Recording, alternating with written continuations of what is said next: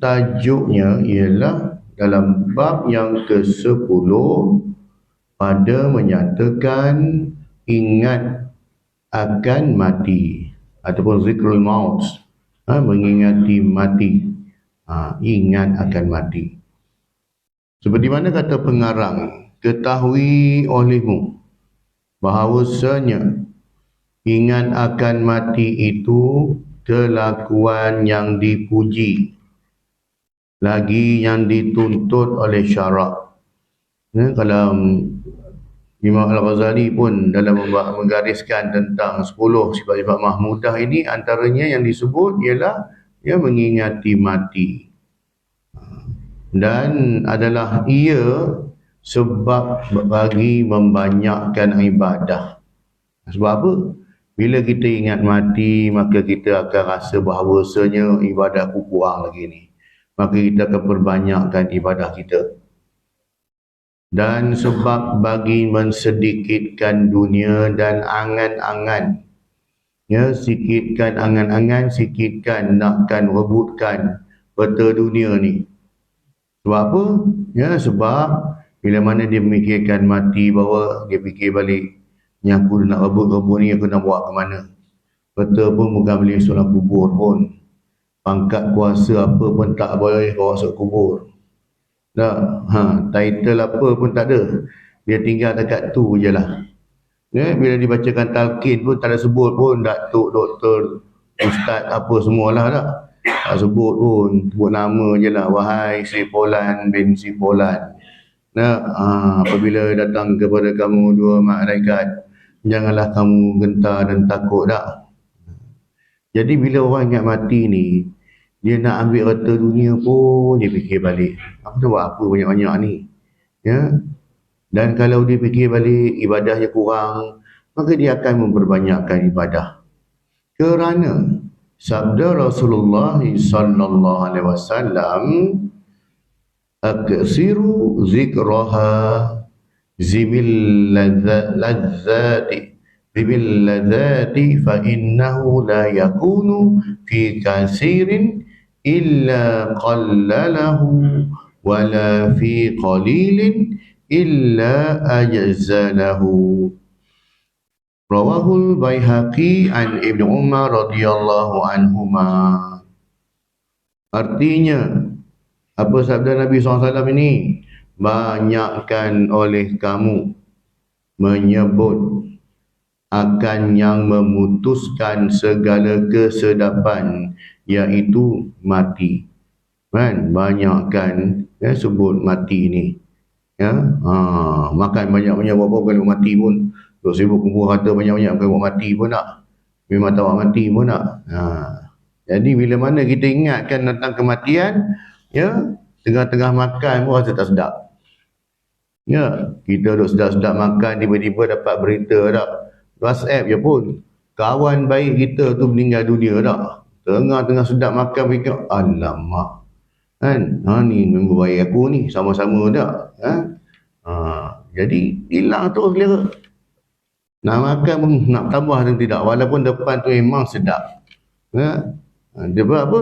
Sebab bila mana orang sebut berita kematian ini lah, makanya hilang habis selera lah, mood pun tak ada lah. Kerana bahawasanya mati itu tiada disebutkan akan dia pada ketika banyak angan-angan. Bila orang tu banyak angan-angan, dia tak ingat mati, dan berangan je, dan dunia, ketika banyak angan-angan dan dunia, melainkan mensedikitkan ia akan dia. Bila mana dia banyak angan-angan, banyak merangan, maka dia akan meninggalkan ibadat. Dia akan mensedikitkan ibadat, lebihkan angan-angan. Tu lalu orang sebut angan-angan mak jenin tak? Apa spesialnya angan-angan mak jenin dengan angan yang lain-lain? Sebab mak jenin ni spesial sikit, sebab dia berangan atas pokok kelapa. Itu yang spesial tu, orang sebut angan-angan mak jenin. Dia berangan atas pokok kelapa, bukan di pangkal pokok kelapa tu. Tengah-tengah pokok kelapa tu berangan. Ni aku dapat buah kelapa banyak macam ni aku jual ni. Kalau sebiji dapat RM1.50 ke berapa RM2 tak kisah tak. Nanti dapat modal ni, belilah anak ayam.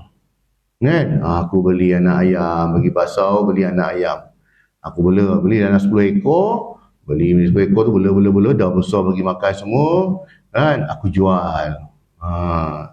Aku jual nanti dia untung banyak, dia beranak-beranak lagi dah. Beli pula kambing seekor. Sepasang lah, beli kambing sepasang. Dia berangan ni berangan dia tengah peluk batang kelapa ke ni. Kan? Bukan tengah peluk batang peluk lah. Dia tengah peluk batang kelapa ke ni. Ya. Dah beli kambing sepasang pula, beranak pinak pula. Jual kambing pula, beli lembu. Kan?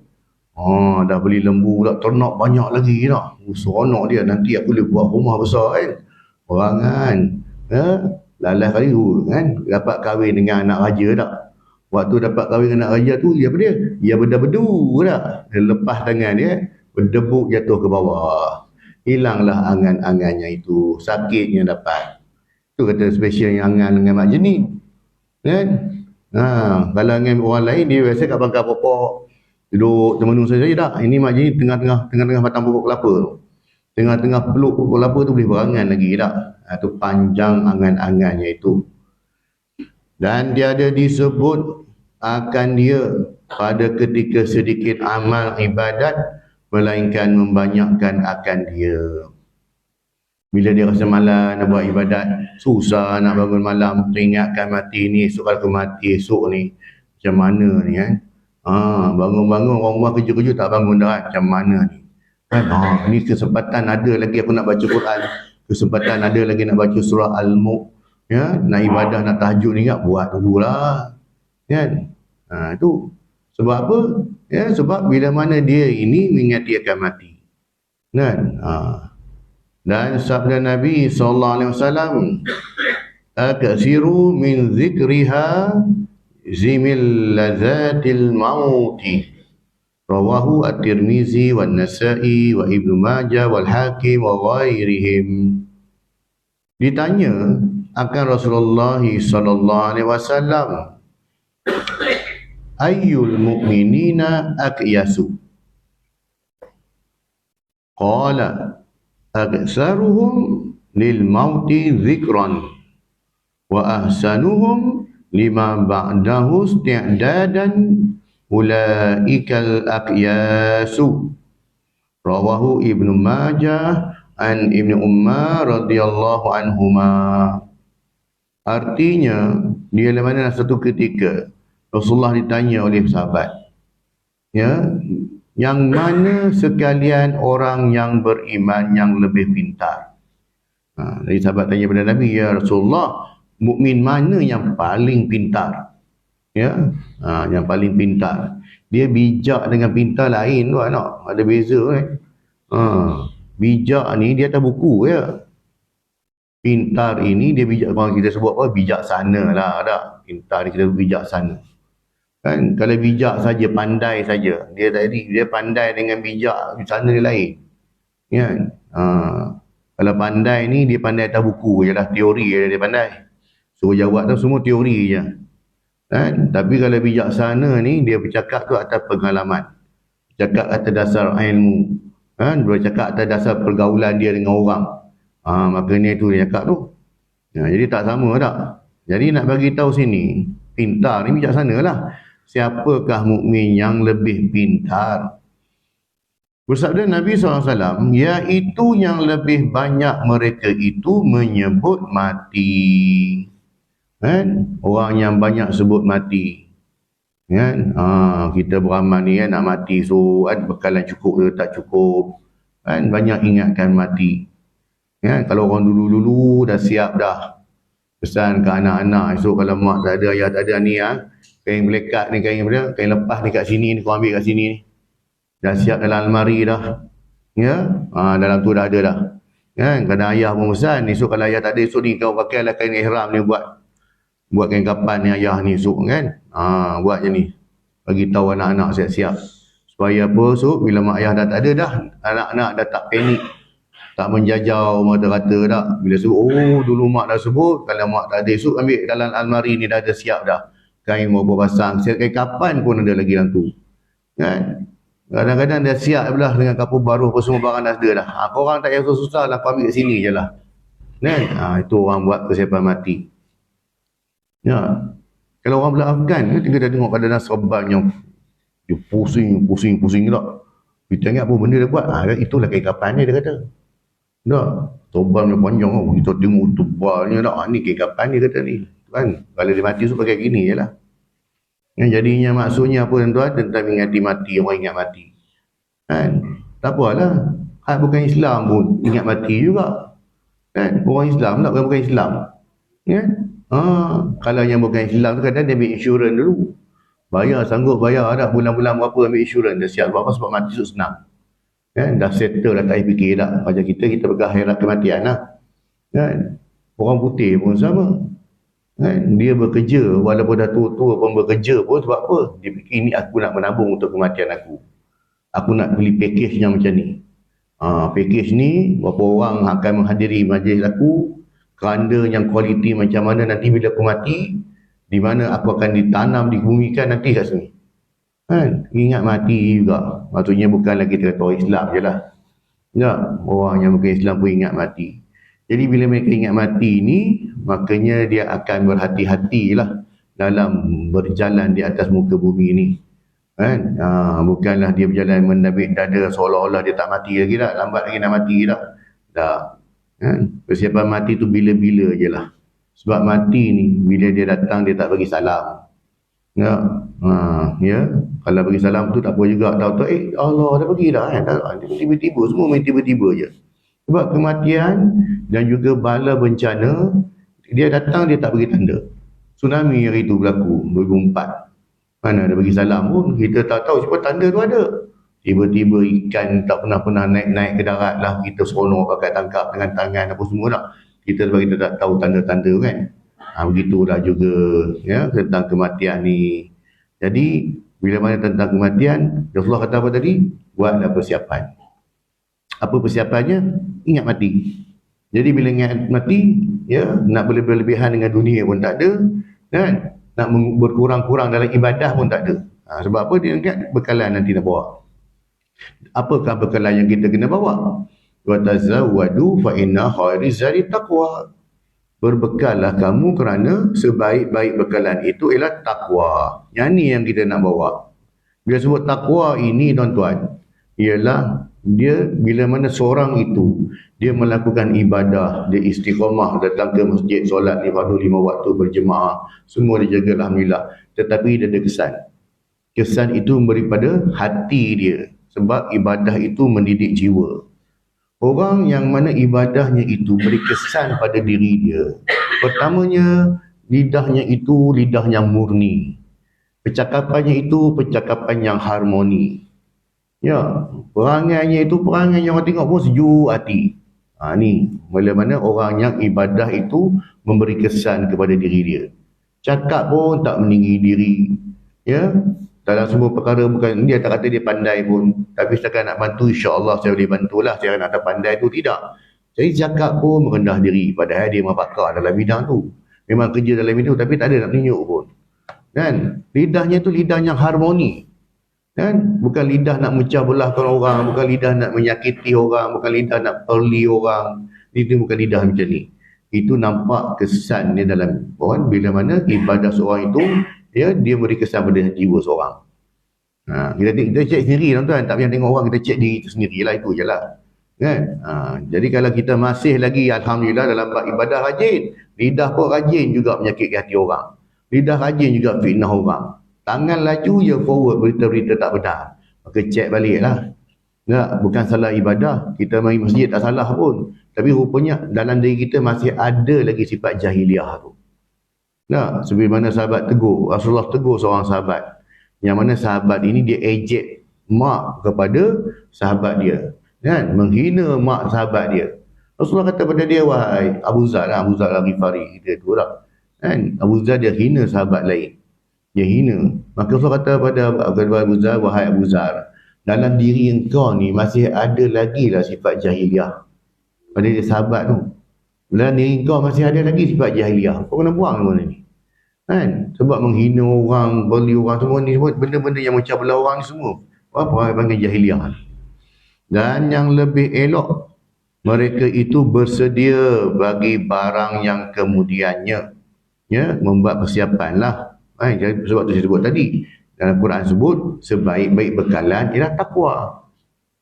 Kita nak didik diri kita supaya menjadi hamba yang bertakwa. Apa itu takwa? Macam saya sebut tadi lah. Lidah terjaga, perangainya elok. Tak? Orang tengok pun sejuk hati. Ya, makin dekat daripada Allah SWT.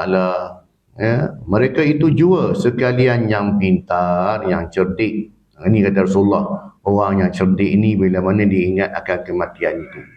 Dan sabda Nabi SAW, Al-kayyisu man dana nafsahu wa aqila lima ba'dal mauti. Rawahul Imam Ahmad wa Tirmizi wa Ibnu Majah wal Hakim an Shaddad Ibnu Aus. Artinya, bermula mereka yang berakal, mereka yang menghisap akan menghisap dia, maksud menghisap ini ialah dia menghitung diri dia. Dia cek balik amalan dia, ataupun disebut orang yang melakukan refleksi. Dalam bahasa psikologi dia sebut ni lah, refleksi diri ataupun mengkoreksi diri lah. Dalam bahasa Indonesia sebut mengkoreksi diri lah. Tak kira lah apa pun, korek ke hisap dalam salah. Yang pentingnya ialah ya, kita cek diri kita balik. Hari ni berapa banyak, ada tak dosa-dosa yang aku buat? Oh tak ada, dosa-dosa besar tak ada, Alhamdulillah. Tak pergi main judi, tak bunuh orang kan? Tapi jaga-jaga tengok, risau takut terfitnah orang kan? Tu dosa juga tu. Ya, cek balik. Kita sebelum tidur tak? Sebelum tidur biasanya kita cek balik kan, muhasabah diri kita lah. Jadinya ya, yang menghisap ataupun menghitung dia akan dirinya dan beramal ia kerana barang yang kemudian daripada mati. Dan sabda Nabi SAW, kafa bil mauti wa'izan. Rawahu At-Tabrani wa Baihaqi an Ammar bin Yasir. Artinya, kafa bil mauti wa'izan. Artinya memada, cukuplah dengan mati itu memberi pengajaran. Ya, kita ziarah orang mati, pergi hantar jenazah ke kubur. Ya, memberi pengajaran kepada kita. Bahawasanya, ni tempat aku nanti. Maksud tempat aku bukan confirm tu tempat kita, tapi kita akan masuk ke alam ni juga. Ya, kita boleh booking siap-siap, boleh cakap. Ya, ni kubur aku nanti ni, mati esok tanah kat sini. Tapi betul ke kat sini? Kita pun tak tahu. Kubur kita kat Amerika ke kat Palestin ke, kan? Kat Gaza mana kita tahu. Kita boleh cakap, tetapi yang pasti kita tetap akan memasuki alam barzah. Itu confirm lah. Ya, kubur tak tahu lagi sama di laut, di darat, di atas gunung, tak tahu. Ya, tapi yang pasti alam barzah memang kita akan masuk lah. Ya, tempat je lah tak confirm. Dan ketahui olehmu bahawasanya mati itu haru-hara, kan? Ini huru-hara, dia haru-hara kan? Yang sesat besar. Dan ada pada menyebutnya manfaat yang maha besar. Ya, ingat mati ni ada manfaat. Kerana bahawasanya ya, muliakan ia daripada dunia. Ataupun menyelamatkan dia daripada dunia. Dan muliakan. Meliarkan dia. Hilang roh sini dan meliarkan ia daripada dunia. Maksudnya ialah orang yang ingat mati ni, ya, dunia ini pada dia lah, tak ada apa-apa dah kan. Dan merindukan ia kepada akhirat. Kan, orang yang mati, yang ingat mati ni, ingat mati dia belum mati tak? Bercita-cita mati ni tak? Ya. Maksud bercita-cita mati itu bukan kita pergi bunuh diri dah, tak ada kena guna, itu dah memang orang dah kufur dah tu. Tapi ialah bila mana ingat mati ini, kita makin hampir pada Allah, kita makin taat pada Allah. Itu kata ingat mati tak, bukan pergi mati, ingat mati. Dan bermula sebab bagi lalai daripada mati itu panjang angan-angan. Sebab tu yang disebut Mak Jenin tadi tu, kan? Bila mana dia lalai daripada mengingati mati, sebab apa? Panjang angan-angan dia, kuat berangan. Kuat berangan. Dan sebabnya kasih akan dunia. Dan juga dalam diri dia ada sifat kasih akan dunia. Ataupun disebut sebagai sifat al-wahnu. Rasulullah sebut, umat aku ni di akhir zaman nanti akan ditimpakan satu penyakit ke atas umat aku. Kita ingat COVID. COVID ni mana ada dah. Kan? Jadi umat aku akhir zaman nanti, dia tak kira siapa pun. Sebab Rasulullah sebut umat baginda, dia tak kira latar belakang siapa. Orang berilmu ke, banyak ilmu agama ke, orang yang macam nak, semua umat Nabi. Satu penyakit ni yang disebut penyakit al-wahn ataupun al-wahnu. Jadi sahabat tanya Rasulullah, ya apa benda al-wahnu? Sebab al-wahnu ni satu istilah kan. Apa maksud al-wahnu tu? Al-wahnu itu ialah hubbud dunya wa karahatul akhirah ataupun wa karahatul maut. Iaitu mereka ni cintakan dunia dan bencikan kematian. Takut mati. Dan takut mati ini penyakit al-wahnu. Iaitu dia cintakan dunia, takutkan mati. Bukan dah masuk situ takutkan mati tu sebab dia tak banyak amal. Dan tadi bagus macam ni, ingat mati ni bagus sebab kita bila ingat mati, ya Allah amalan aku tak banyak lagi, ya Allah dosa aku banyak, Allah tak dapat lagi nak taubat, semua lah, itu bagus. Kalau kita fikir macam itu bagus. Tapi yang saya sebut al-wahnu tadi ini ialah dia cinta dunia dan takutkan mati. Kenapa dia takut mati? Sebab dia fikir kalau aku mati nanti siapa nak uruskan tanah-tanah aku, siapa nak uruskan harta benda aku, siapa nak uruskan rumah-rumah sewa aku, siapa nak ni, macam-macam siapa lah semua. Ini ingatkan tadi dia takut mati sebab amalan tak cukup. Rupa-rupanya dia takut mati sebab siapa nak uruskan harta dia di dunia. Turkistan ada, Afghanistan ada, Gostan ada tak? Semua ada kan. Jadi sebab itu. Jadi atas sebab itulah ini disebut dibenci oleh Allah Ta'ala. Ya, bukan sebab takut mati tak cukup amal, tapi takut mati sebab nak tahu nak serah pada siapa harta dunia untuk diuruskan. Lagi apa lagi? Ya, panjang angan-angan dan sebabnya kasih akan dunia dan jahil. Dia mari jahil ni tak kata apa tuan. Kan? Sebab tu bila mari orang jahil, dia tak nak belajar ilmu. Kita ni semua jahil tuan. Tak, semua kita bermula pada kita tak tahu, jahil lah. Maksudnya tak tahu. Tapi bila kita belajar, kita mendengar kuliah, kita ni, jadi kita ada ilmu kat situ. Itu yang membezakan orang jahil dengan orang berilmu. Nak jadi berilmu ni bukan tentu semua dapat ijazah, dapat scroll apa, tak payah.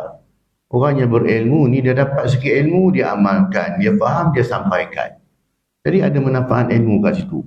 Paling kurang tuan-tuan, kalau kita dengar dan kita sampaikan, kita akan dapat satu apa lagi? Amal jariah. Ataupun ilmu yang dimanfaatkan. Ilmu yang dimanfaatkan ini memang tak putus. Kita masuk kubur pun, selagi mana orang beramal dengan ilmu yang kita sampaikan tadi, selagi itu kita akan dapat pahala. Padahal ilmu yang kita dapat bukan sebab kita baca pun. Ilmu yang kita dapat, kita dengar kuliah je pun. Kita dengar kuliah balik sampaikan kepada orang rumah tak. Besok orang rumah jumpa dengan grup-grup WhatsApp dia, grup-grup sembang tingkap dia, kan dia sampaikan benda yang dia. Kan? Tersebar lah, kita dapat pahala. Dan kemudian apa lagi? Sabda Rasulullah SAW bagi Abdullah bin Umar radhiyallahu anhu, kun fid dunya ka'annaka gharibun aw 'abiru sabilin. Rawahul Bukhari an Ibnu Umar radhiyallahu anhuma. Artinya kun fid dunya, jadi olehmu di dalam dunia, ka'annaka, seolah-olah engkau, gharibun aw 'abiru sabilin, seolah-olah engkau orang dagang yang lalu di jalan. Maksudnya orang yang berdagang ni, ya. Sebab tu lah ni pun juga sebut kan, datangnya Islam tu sebagai gharib, benda yang berdagang kan. Wa fatuba li gharib lil ghuraba, dan beruntunglah orang-orang yang asing ni. Maksudnya berdagang, orang yang berdagang, orang yang bekerja, dia takkan selama-lamanya duduk kat situ sebab dia ada kampung halaman dia. Dia cuma pergi situ, dia bawa barang dagangan, dia pergi kerja, dia akan balik. Macam kita pun tuan-tuan, dulu kita muda, dulu kita bersara, kita kerja di luar dalam Melaka tak. Dah bersara, tak ada apa nak buat, pencet balik kampung lah. Tu. Jadinya, yang nak cerita sini, dunia ini ibaratkan sebagai tempat persinggahan. Tempat singgah aja, bukan tempat nak tinggal lama-lama. Tempat singgah. Singgahnya untuk apa? Untuk mengambil bekalan. Macam kita kerja dululah, kan? Tempat kita cari rezeki kat situ. Dah habis, dah bersara, semua dah rumah dah ada, semua dah lihat balik. Itulah ceritanya. Nah, jadi dunia tu ibarat tempat persinggahan. Bukan kita legal lama, tapi kita ambil manfaatnya untuk perjalanan kita yang lebih jauh, iaitu di akhirat. Jadi olehmu dalam dunia seolah-olah engkau orang dagang yang lalu di jalan. Dan berkata Ibnu Umar radhiyallahu anhuma, apabila engkau masuk pada waktu petang, maka jangan engkau nanti akan pagi. Dan apabila engkau masuk pada waktu pagi, jangan engkau nanti akan petang. Apa cerita ni tak? Bila mana kita berkesempatan nak buat benda baik, jangan tangguh-tangguh, jalan terus lah. Tak? Bertangguh taubat, bertangguh ibadat. Bertangguh nanti tak? Dulu susah nak pergi masjid, nanti dululah, aku tak ready lagi nak datang. Ataupun kalau orang perempuan ni jadi nak tutup aurat, nanti dah saya perlu sedia lagi lah. Tunggulah saya bersedia dululah. Tunggu balik pada umrah lah, baru nak pakai tudung lah. Mana boleh? Benda-benda syariat, benda-benda perintah dia tak boleh nak tunggu-tunggu. Sekarang juga kena buat. Sekarang kau dah tahu dah tutup aurat tu wajib, sekarang kau dah buat. Bukan tunggu majlis pelajaran tudung ke apa semua baru nak pakai tudung, tak ada. Sekarang. Sebab dia benda-benda yang diperintah. Nantilah saya tak sedia lagi nak semayang lah. Nantilah saya dah sedia untuk saya semayang lah. Dia ingat semayang tu, kalau dia tak semayang Allah rugi. Tak rugi pun. Ibadah itu untuk kita. In ahsantum li anfusikum. Setiap kebaikan yang kita buat untuk diri kita. Bukan untuk Allah pun. Allah tak nak rugi apa pun. Kalau semua orang boikot tak nak sembah Allah, Allah tak rugi tu sen. Kalau semua orang dengan Netanyahu pun sembah Allah, Allah tak untung tu sen pun. Sebab apa? Tidak menambah kerajaan Allah pun. Sebab Allah tu tak terkesan langsung dengan ni. Tak terkesan langsung. Kita yang memberi kesan. Ibadah itu memberi kesan pada kita. Itulah bekalan disebut. Tazawwadu, bekalan. Ibadah kita, semayang, ini semua bekalan. Bawa pergi sana nanti sebab dia akan ditimbang. Kan? Berapa terberat kita punya timbangan, berapa banyak amalan kita. Itu perumpamaannya. Ya? Jadinya, yang sebut tadi bila mana masuk waktu pagi, jangan tunggu waktu petang. Maksudnya jangan bertangguh-tangguh bila melakukan kebaikan. Dan apabila engkau masuk pada waktu pagi, maka jangan engkau nanti akan petang. Dan diambil olehmu daripada masa sihat engkau bagi sakit engkau. Itu sebut. Kan? Iqtanu khamsan qabla khamsin tadi. Sebut 5 sebelum 5. Ya, masa sihat sebelum sakit, masa muda sebelum tua, masa lapang sebelum sempit, masa kaya sebelum miskin, masa mati, hidup sebelum mati. 5 ni, Rasulullah sebut, rebut 5 ni. Ya, nak buat ibadah waktu sihat. Tengah-tengah sihat ni pulun buat. Kan? Esok bila kita sakit, kurang-kurangnya waktu sihat kita dah buat, amalan tu jalan terus. Kan? Waktu lapang ni, waktu kita sesuai. Orang kata waktu lapang ni memang boleh buat ibadah banyak, tapi sengaja banyakkan berangan. Bila datang waktu sempit, waktu dah sibuk susah dah. Ingat, waktu muda ni banyakkan ibadah. Allah Ta'ala suka orang muda yang bertaubat. Allah Ta'ala lebih suka orang muda yang bertaubat. Dia sentiasa beribadat pada Allah dah. Banyak ibadat sebab dia kuat lagi. Nak pergi umrah, nak pergi haji time muda dah. Sihat. Nak berjalan pun boleh, nak pergi Muzdalifah jalan kaki. Kita dengar kau daripada Arafah pergi Muzdalifah jalan kaki, mai. Tak, kita nak berjalan tak larat dah. Kan? Time muda je lah. Syabab kan. Kemudiannya apa lagi? Disebut, dan daripada masa hidup engkau bagi mati engkau. Menceritakan akan dia oleh Al-Bukhari. Dan bahawasanya setengah daripada yang menolong atas mengingatkan mati, ziarah akan kubur. Antara perkara kita nak ingat mati ni ziarah kubur. Ya, sebelah ni kan. Jadi pagi-pagi tu tengok kubur tak, bagi salam pada kubur dia. Assalamualaikum ya ahli dia tak. Ya. Sebab ahli kubur tu dia mendengar. Ya. Sebab kita tengok kubur dia, so kita tengok ni lah tempat aku nanti ni kot kan. Jadi kita ingat pagi-pagi dah ingat mati dah. Kan tengok tentang kematian, jadi kita nak buat maksiat pun kita fikir banyak kali kan. Itu antara perkara yang mengingatkan kita akan mati dengan cara ziarah kubur. Ya. Kerana sabda Rasulullah sallallahu alaihi wasallam, zurul kubur fa innaha tuzakkarul mauta. Rawahu Muslim an Abi Hurairah radhiyallahu anhu. Artinya ziarah oleh kamu akan kubur. Rasulullah suruh ziarah. Ya, nak ziarah bila? Pergilah bila-bila. Nah, kalau berani pergi waktu malam kan? Sebab Rasulullah ziarah kubur waktu malam. Kan? Satu ketika Rasulullah keluar dari rumah malam, saya dan Aisyah cari. Mana laki aku ni nak malam-malam pergi ni kan? Pokoknya Rasulullah pergi ke Baqi'. Kita tahu makam Rasulullah tu rumah Rasulullah, Baqi' tu itulah kuburnya. Jadi jarak itu Rasulullah pergi. Pergi ziarah kubur malam-malam, pergi tengok. Jadi maksudnya Rasulullah nak bagi tahu kita bahawasanya nak ziarah kubur ni tak tentu hari pergi je lah, bila-bila pun. Itu yang nak bagi tahu. Jadi sebab Rasulullah tak tahdidkan, Rasulullah tak tentukan masa-masa tertentu. Baik hari raya ke, baik hari Khamis ke. Ada orang kata nak ziarah kubur pergi hari Khamis sebab waktu tu roh ada situ. Kalau betul ada situ, tolong datangkan bukti lah.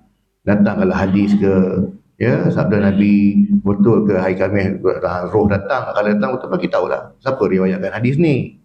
Kadang-kadang kalau kita percaya macam tu kan, pergi ziarah kubur hari Khamis, sebab hari Khamis nanti roh mak ayah kita ada di kubur tu, dia balik. Kalau betul, datangkanlah bukti. Tu je lah. Bila betul tak? Di hadis daripada sekian-sekian mengatakan betul memang ada. Hari Khamis memang mak ada, roh tu akan balik kubur. Bagi tahu. Tunjukkanlah bukti. Jadi kalau tak ada, tak ada. Lepas tu saya beritahu tadi. Dalam bab ziarah kubur ni, kenapa Rasulullah kubur waktu malam? Sebab Rasulullah bagi tahu, pergi bila-bila pun. Waktu lapang bila masa pun. Macam kita ziarah kubur hari raya tak?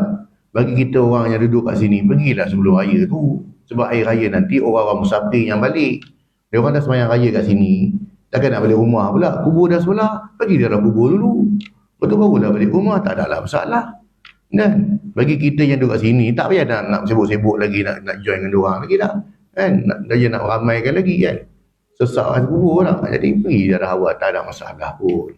Nak pergi ziarah hari-hari pun boleh. Nak pergi ziarah hari Jumaat pun pergilah. Yang penting, pergi ziarah tu supaya apa? Ingat mati. Bukan pergi ziarah kubur nak ambil nombor. Kan? Buat benda-benda kurafat. Pergi minta dekat tok kubur apa, tok wali mana dia sebut dah, kubur-kubur orang soleh dia pergi tak minta tambah tu dah. Tu dah mengarut dah tu. Rasulullah pergi perintahkan kita, arahkan kita, suruh kita ziarah kubur supaya ingat mati. Rupanya dia pergi ziarah kubur buat benda syirik. Tu yang kata lari tiun. Kan? Lain yang disuruh, lain yang disuruh, lain yang dibuat. Lain yang diajar, lain yang dia faham.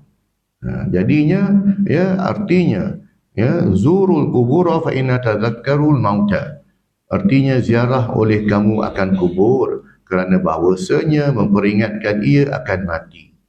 Dan sabda Nabi SAW lagi, kuntu nahikum an ziaratil kubur fazuruha fa innaha tuzahhadu fid dunya wa tuzakkarul akhirah. Rawahu Ibnu Majah wal Hakim an Ibnu Mas'ud radhiyallahu anhu. Artinya, dan adalah aku, Rasulullah dulu, dia melarang akan sahabat kamu daripada menziarahi kubur. Kenapa? Sebab pada zaman itu, orang jahiliah, mereka menziarahi kubur dengan cara melakukan perkara-perkara yang syirik, perkara-perkara yang ditegah, ya, iaitu meraung-raung di kuburan, ya, meratap-ratap di kuburan. Pergi ke kubur itu, ya, makanya dia meraung-raung. Kan? Bergolek-golek atas kubur. Kan? Sebab tu diharamkan. Tapi bila mana orang dah mula faham tentang agama, tentang Islam, maka seorang tak apa, pergilah ziarah. Ya? Dahulu aku melarang akan kamu daripada menziarahi kubur, maka ziarah oleh kamu akan dia pada masa akan datang. Kerana bahawasanya menyebabkan ia akan zahid, artinya zuhud pada dunia dan memperingat ia akan akhirat.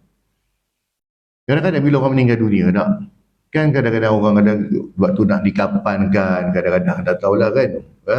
Orang sebut apa, jangan menangis ni, nanti air mata jatuh kena kain kapan ni, mayat berenang atas laut. Ataupun mayat itu diseksa, ya, atas tangisan kerabatnya. Ya, hadis tersebut. Jadi tutup. Ya, hadis orang yang mana dia meratap, dia menangis, ya, atas jenazah orang kapal dia nak meratap, maka dia akan menyiksakan mayat itu. Tapi konteks faham dia macam mana? Konteks faham dia. Adakah macam yang berlaku hari ini, ya, bila mana mak ayah kita ke siapa pun meninggal, kita sedih-sedih tak, dia bermenitik mata, jangan menangis, nanti mayat kena seksa. Betul ke faham Adi macam tu? Ya, tak ada masalah yang tu. Yang masalahnya mana? Bila mana dia pesan kepada ahli keluarga dia. Ya, ini budaya jahiliah. Ini budaya jahiliah. Esok kalau ayah mati, kau orang menangis ayah dah. Kau panggil kawan-kawan. Sudah kau tahu kita suku sapat, tempat lompak, semua panggil orang ni, menangis. Supaya apa? Ya, nak menunjukkan bahawasanya dia ni seorang yang mulia. Orang semua sedih dan kematian dia. Ini yang kena balun dengan mereka nanti. Sebab dia yang mengarahkan supaya orang menangis atas kematian dia. Tak? Kalau dalam agama lain pula, dia upah lagi kan. Tujuh tempayan apa tak tahulah kan. Tapi yang konteks hadis ni faham, bila mana dia suruh. Esok aku mati, korang nangis kat aku. Pesan ramai-ramai. Supaya apa? Nampak di situ orang dia, semua orang sedih atas kematian dia. Ya.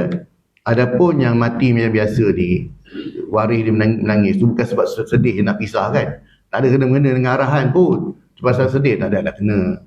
Tak terlibat dalam ini cerita lah. Ya. Yang kena balon nanti bila mana dia yang arahkan. Dia pesan pula. Sok-sok nangis banyak-banyak tau.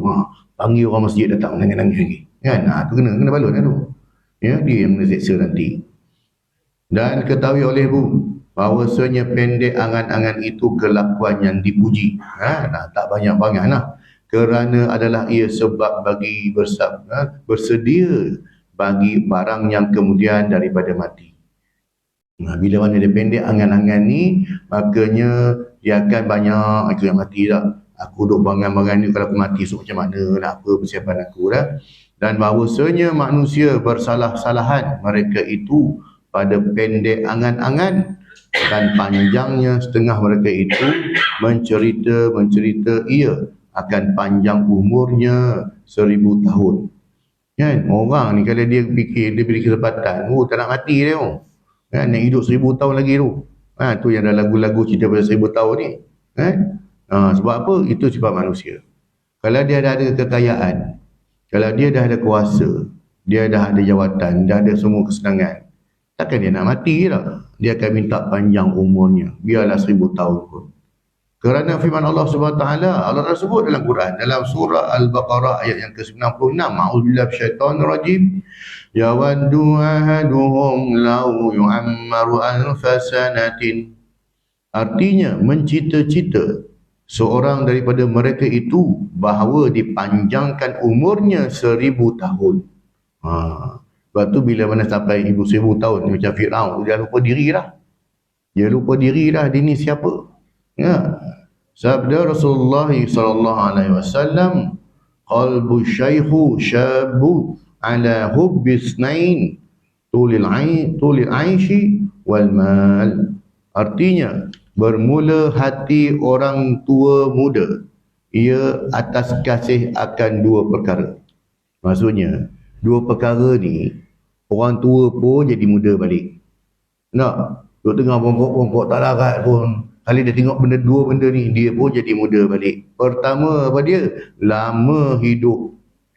Dia minta panjang umur. Dan keduanya, harta dikehendaki dengan muda. Dengan harta dia. Dia ada harta, umur panjang. Yang tua pun jadi muda.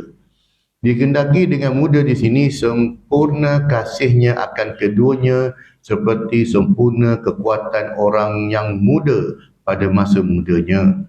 Dan setengah mereka itu, mereka yang mencita-cita akan setahun, dan setengah mereka itu yang mencita-cita akan 6 bulan. Ya, maksudnya kalau dia sakit-sakit fikir, kalau aku nak mati pun biarlah, setahun lagi dah tahun depan lah. Dan adapun kalau tengok agak-agak kritikal, bagilah masa lagi ya Allah, 6 bulan pun boleh ya Allah, tak? Dan setengah mereka itu yang mencita-cita sehari semalam banduan bilik akhir, esok dah nak kena gantung, ya. Aduh lah hati ya Allah, kalau dapat sehari lagi pun jadilah ya Allah, tak? Kan? Makin dia mendekat dengan maut, dia akan makin rasa ya Allah, tak dapat dia sebab sejam pun jadi dah ya Allah, 2 jam pun jadi lah, jadi macam tu, ya. Sebab dia dah nampak dah benda ni, ya. Dan mencita-cita sehari semalam.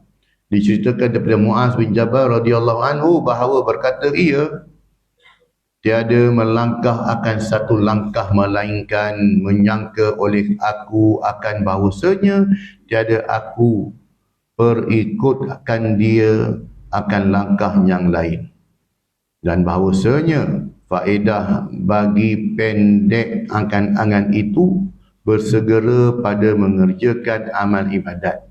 Itu yang bagus. Orang yang pendek angan-angan ni dia akan mengerjakan ibadat tu segera, tak menangguh-nangguh lagi. Dan bahawasanya alamat tanda bagi orang yang mendapat petunjuk bahawa tiada lalai ia daripada mati, maka bersedia ia pada pagi-pagi mati itu dengan taubat dan amal yang baik. Maka bila mana dia ingatkan kematian, maka dia akan bertaubat, dia akan melakukan amalan baik. Maka jika hidup ia sampai petang, maka syukur ia akan Allah Ta'ala atas taatnya dan sukacita ia dengan ketiadaan sia-sia. Kan? Umat Rasulullah beritahu umat aku anggaran lebih kurang dalam umur 60 ke 70. Macam itulah 63 tahun. Dan Rasulullah wafat pada umur 63 tahun. Jadi kalau kita lebih daripada tu, makanya itu adalah umur subsidi kita tak? Bila kita dah lebih dapat umur subsidi ni, ya Allah, Alhamdulillah, umur aku lebih.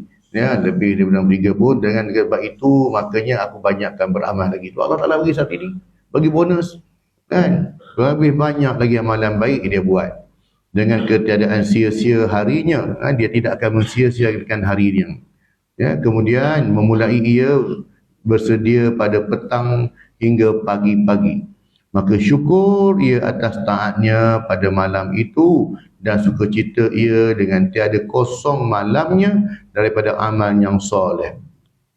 Ya, dengan umur bonusnya ada ni. Sebab tu kita ni bila mana kita makin berusia, makin kurang tidur kita.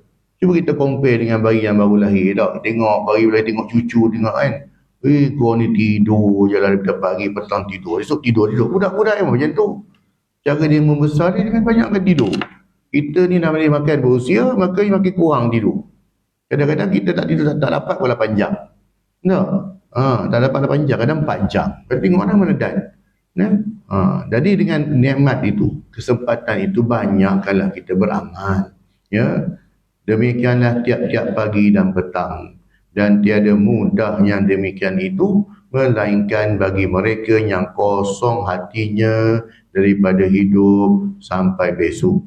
Ya, maksudnya orang yang mana hatinya ni dipenuhi dengan perasaan kehambaan, sentiasa ingatkan kematian, maka dia tidak akan mensia-siakan masa yang ada pada dia lah.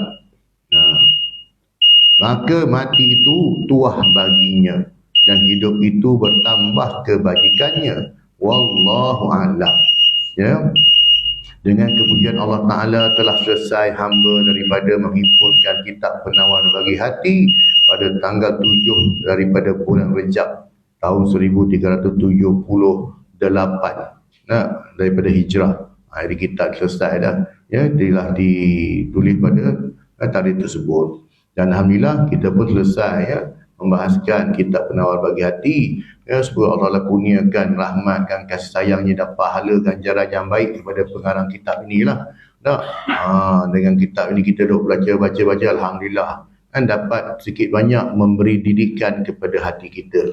Ya, dan insyaAllah pada kuliah akan datang nanti kita tengok saya cadang nak ngajar ni kitab dosa-dosa besar Al-Kabair Imam Az-Zahabi. Ya, ini pun menarik juga ni. Ya, kitab ni pun bagus juga. Tengoklah nanti macam mana ya. Sungguhnya apa yang baik itu pada Allah SWT, sebarang kelemahan dan kekurangan saya ampun dan maaf daripada kelemahan diri saya sendiri. Semoga Allah Ta'ala kurniakan kepada kita kefahaman dan juga kekuatan untuk kita amalkan dan sampaikan insya-Allah. A'udzu billahi minasyaitonir rajim. Bismillahirrahmanirrahim. Alhamdulillahil alamin. Wassalatu wassalamu ala sayyidina Muhammad wa ala alihi wa sahbihi ajma'in. Allahumma rabbana zidna ilma warzuqna fahma wa amalan maqbula.